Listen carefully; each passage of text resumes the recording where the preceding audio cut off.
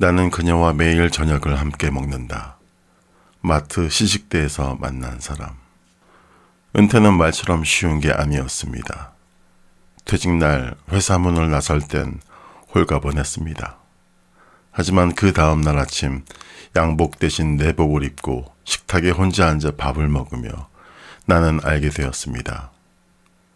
일이 아니라 의미가 사라진다는 것. 그게 은퇴의 진짜 시작이라는 걸요. 그런 날이 반복되는 어느 수요일, 그저 배고픔을 달래러 들른 마트 시식대 앞에서 나는 그녀를 만났습니다. 아내는 몇 해 전 먼저 떠났습니다. 큰아들은 외국에 살고 작은 아들은 서울 반대편에서 바쁘게 살아갑니다. 처음엔 퇴직이 누림이었습니다.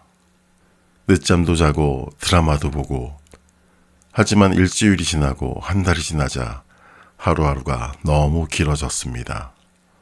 말벗 하나 없이 흘러가는 시간, 식탁에 밥은 있어도 대화가 없으니 그건 식사가 아니라 의무에 가까웠습니다. 그렇게 지루한 하루 중 마트는 그나마 바깥바람을 쐴 수 있는 유일한 공간이었습니다. 그날도 습관처럼 마트를 향해 한 바퀴 돌고 있었습니다. 그날은 수요일, 마트의 시식 코너는 언제나보다 북적거렸습니다. 나는 조용히 소시지를 한 입 베어 물고 다시 치킨볼 앞으로 옮기려던 순간 어깨에 살짝 닿은 감촉. 죄송해요. 조그만 체구의 여성이 웃으며 말했습니다. 오늘은 미역국이 없네요. 미역국이요? 여기 수요일마다 미역국 시식 나오거든요. 저 그거 먹으러 오는데. 나는 웃으며 고개를 끄덕였고 그녀는 자연스럽게 말을 이어갔습니다. 혼자세요? 나는 순간 움찔했지만 그 사람은 나를 빤히 보며 웃고 있었습니다. 저도예요. 오늘 저녁은 이거면 되겠네요. 그녀는 털털했고 말투엔 적당한 유머가 묻어났습니다. 그 말 한마디에 나는 뜻밖에도 허허 웃어버렸습니다. 우리는 소세지 하나를 손에 들고 서로 말했습니다. 여긴 간장 소스가 더 맛있네요. 난 매운 걸 못 먹어서 늘 이걸로 골라요. 저녁은 따로, 저도요. 저도 저녁은 그냥 여기서 해결하곤 해요. 그 말은 묘하게 위안이 되었고 우리는 그날 처음으로 밥 대신 대화를 나눴습니다.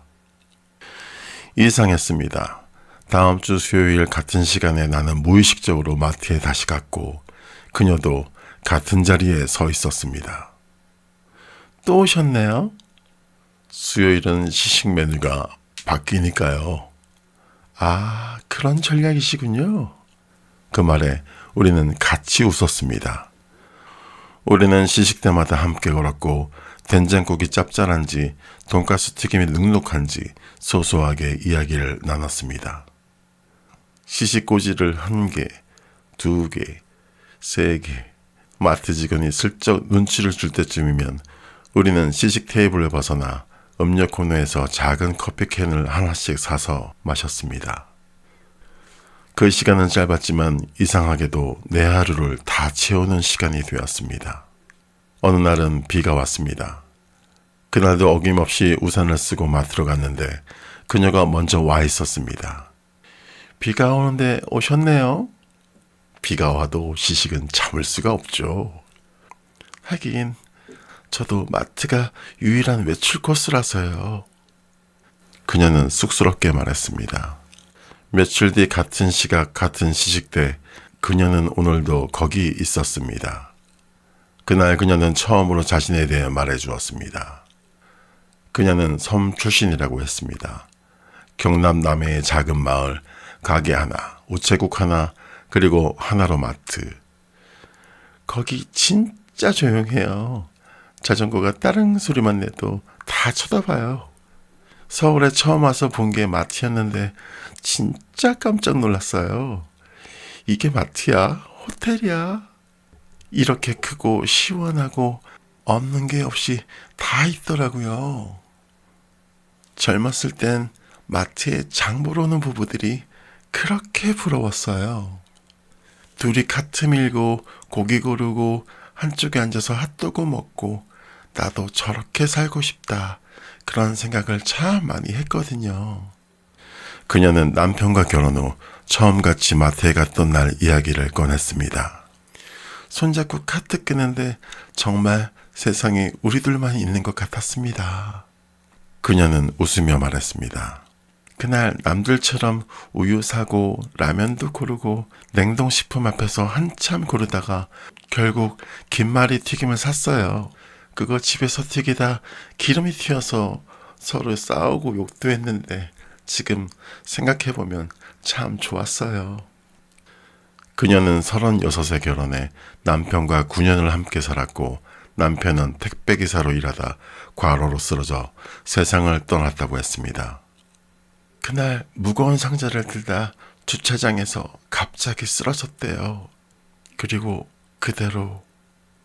그녀는 말끝을 흐렸습니다. 장례 치르고 나서 한동안은 아무것도 못했어요. 밥도 안 먹히고 말도 안 하게 되고. 근데 이상하게 마트가 자꾸 생각났어요. 마트에 갔던 기억이 제일 따뜻했거든요. 그래서 그녀는 남편이 그리운 날이면 마트에 들렀다고 했습니다. 시식대 앞에 서서 그날을 기억하며 그와 함께 있는 기분을 되살려 보았다고요. 그녀가 고개를 돌려 조용히 말했습니다. 한 가지 이상하게 들릴지 모르지만 사실 저 마트 한쪽에 앉아서 일기를 쓰곤 해요. 오늘도 왔어. 그날도 그랬지 오빠. 이런 식으로요. 누구한테 말하긴 처음이네요. 그녀는 작은 일기장을 보여주었습니다. 2022년 5월 3일. 오늘은 참 덥다. 두부전 시식은 여전히 맛있다. 그 사람은 없지만 나는 여기 왔다. 나는 아무 말도 하지 못했습니다. 그저 그 조그마한 노트가 사랑을 놓지 않기 위한 고군분투의 기록처럼 느껴졌습니다. 어느 날 그녀가 마트 앞 플라스틱 화분을 보여주며 말했습니다.